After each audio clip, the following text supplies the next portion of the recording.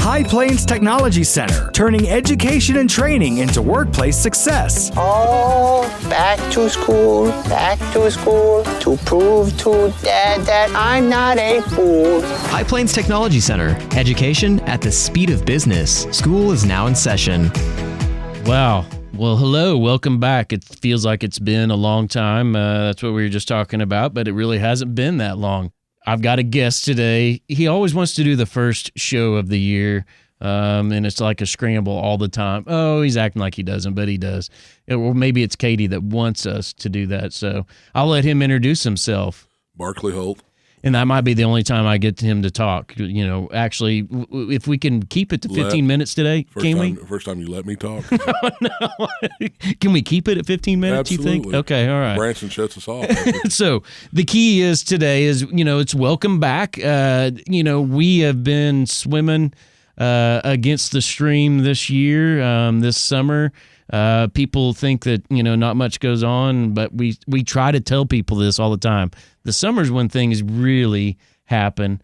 And this summer, of course, was no different than any other summer. It might have been on steroids a little bit too. What do you think, Barclay? Yeah, there's always something going on. I know. So what do you want to talk about? What do you want to attack first? Well, I mean, there's been a lot of questions around what's going on at 34th and Hanks Trail as far as some of the building and stuff we got going out there, the diesel welding construction shops going up. And so if you're out that direction, you're going to see dirt being moved and pretty soon to be a building going up. So I mean, that's probably been the biggest discussion, the biggest question I have. Anytime anything's new and they realize, oh, there's construction going on. Yeah. So explain a little bit. We've talked about it on the show before. Explain what the needs are. Well, kind of the culmination of what's happening out there is kind of a culmination of we dedicated a lot to trying to, back to that deal, and I hate to sound repetitive, but it's the truth. We always do. We do. I end up there every time. And, I know. That, about 70% of your kids are going to go into once they upon graduation, going to go into a skilled trade or a job that needs less than a 2-year or less education to go do that. And so we've been really focused on that. Well, in order to retain our kids in our communities and fill that void that's there, we've dedicated a lot of effort to trying to make opportunities available and want to continue to do that. Some of that has been, we didn't have building space. We didn't have other programs, so we used what we had. We filled them up. Staff has really bought into that, and we've done a lot of that over the last 10 years, heavily, 15. And it's been, we lead the state in terms of what we call a service rate, saturation rate. And we've got, record numbers in terms of our high school kids. So when you do that, they're stacked on top of each other, and we've had to add some space. The beauty of that is going to be yes, we're doing diesel, welding, construction, those programs. Welding, construction will get added space. Diesel will completely move. So the beauty of that is once we completely move diesel, that opens up, it's probably a third of our existing classroom space at the school that diesel inhabits by square footage, and so that's going to offer us opportunities to maybe do some trades areas, maybe some industrial maintenance, some things that we know, maybe HVAC, electrical, plumbing, some things that we get asked about all the time but aren't able to fill that void, and hopefully that'll add some more further opportunities for our high school kids, which then they're exposed to, which leads to another part of what the summer involved, and that was Taylor's shift in terms of post-secondary stuff. So, and I want to go back a little bit to explain a little bit further for people that don't really know why are we doing this with welding and construction? Well, welding and construction shops at High Plains were built for skills pieces. They were built. You get in a booth. There was no project space in either one of those. And if you look at, if you've been down 34th and look to the west, you'll see that construction builds stuff outside all the time. Welding's got 2 trucks, and we're outside all the time accommodating that. That works great when the weather cooperates. It doesn't work so well in Oklahoma 8 out of 10 days. So anyway, that space is going to allow us, numbers, but to Taylor's point, it's given us space that is dedicated to project space is what it's going to amount to for them. And you hear a lot of times, well, they need to be out in the elements, they need to do this, they need to be out there. But guess what? It doesn't make for a really conducive learning environment either. It does, and we try. We really, you're exactly right. We want them to be out in the elements. We still will have welding trucks out in the elements. We'll still do that stuff, but we have to have ability to.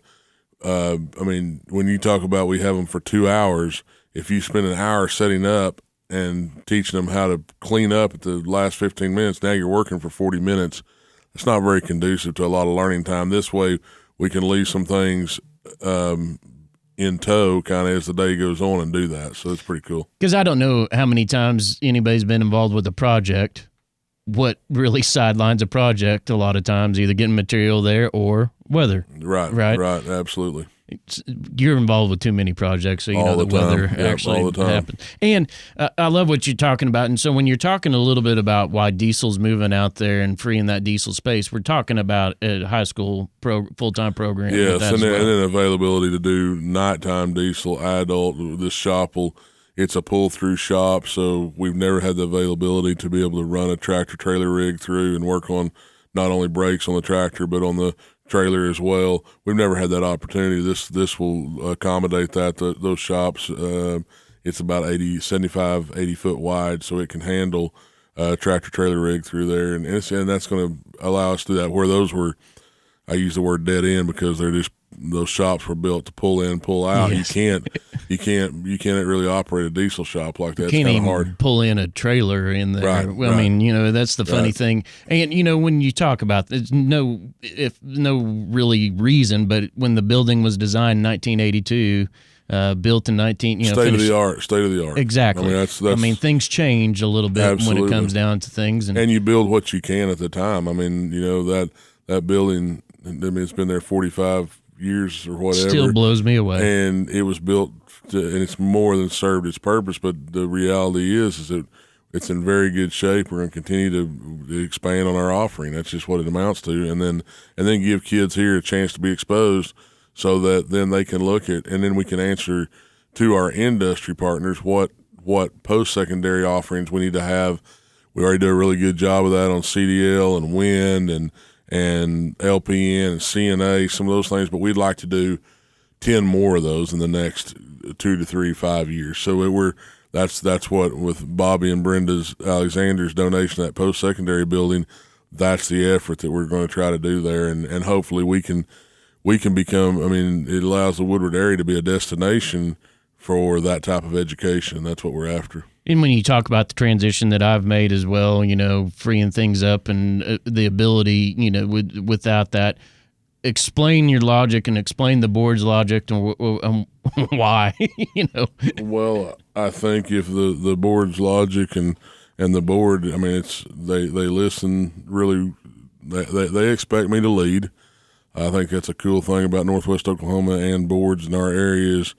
And the thought process is that Taylor has a lot of business and industry contacts. He's done very well in the business and industry space in terms of our place. But we were just at a point where, quite frankly, if I could see us stagnating, that we didn't have somebody dedicated to this post-secondary thing, and I don't have time to go down there and work that like it needs to be worked. And I think there's 2 or 3 facets to it. One is we've got to educate our lawmakers, legislators on why this is important. Most of them are in agreement, but they need to be shown a plan, and somebody needs to do that. The other thing is the funding avenues. We have to work through some grants and some opportunities there.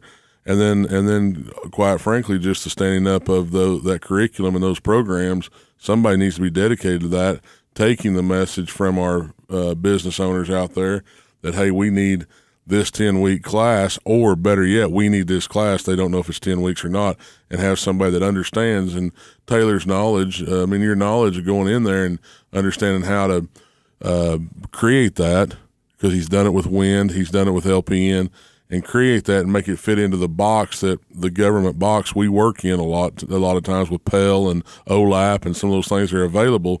We have to create that so that the two sides of that coin, business and education, can talk and do something that's good for a young person. And because I will say, I mean, the timing probably aligned, and it wouldn't have aligned any more at a perfect time than it did so right now.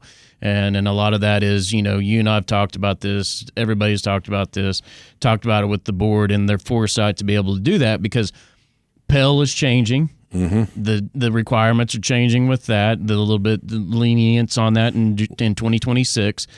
The Alexander gift set us way ahead and probably steamrolled our thought process even more so. And without them, we probably wouldn't be having this discussion. Right. No, 100%. The catalyst in that was the Alexander building, but something that, when me and Bobby first met and talked about that building, I said I want it to fit into our vision and where we're headed. I don't want it to take us left or right of center, and Bobby and Brenda were so on board with that, and so it just fit. You said steamrolled. I probably steamrolled Taylor a little bit with the idea of, hey, I'm going to take this. We're going to chase this if you're willing to. If not, I've got to go find somebody. And it makes no sense if you're successful within an organization or successful within a corpus of people to go out and try to find somebody that I'm going to have to teach our ways, teach what we've done, come in, figure out where everybody's desk is in the building and where the businesses are in town. It made so much more sense to utilize somebody that's already on staff, that's done this and has a skill set.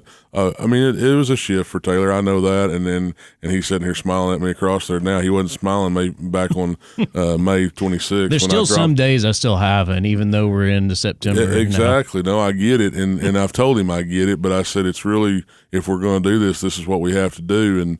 And I think we're well on our way to capturing this. We're excited about some things.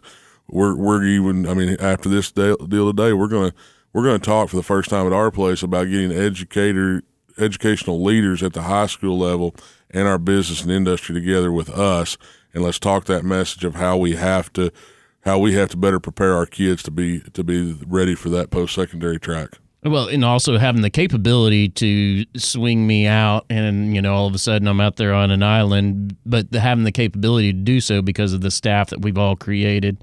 And the wonderful staff we have at High Plains Technology Center to be able to step up, and seeing how everybody has stepped up has been pretty awe-inspiring. Huge. And it wasn't anything that I didn't expect. I knew they were there, and I think sometimes, especially in education, we get very, very lackadaisical, very used to our status quo.